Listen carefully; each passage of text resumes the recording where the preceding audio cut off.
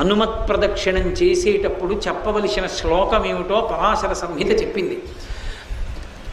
ఆయన దగ్గరికి వెళ్ళినప్పుడు ఆంజనేయం మహావీరం బ్రహ్మ విష్ణు శివాత్మకం తరుణార్క ప్రభం శాంతం ఆంజనేయం నమామ్యహం అంటూ తిరగాలి.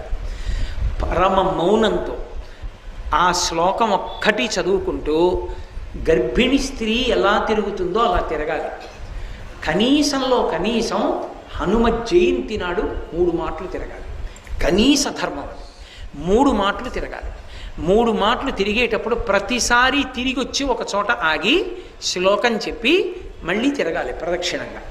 అలా 3 మాటలు తిరిగితే, అందుకే నేను మీతో పరమ సత్యం చెప్తున్నానని జ్ఞాపకం పెట్టుకోండి. ఎంత ఉద్వేగభరితమైన పరిస్థితుల్లో, ఎంత కష్టంలో ఉండనివ్వండి, హనుమత్ ప్రదక్షిణాలు చేస్తే మనస్సుకి శాంతి కలుగుతుంది.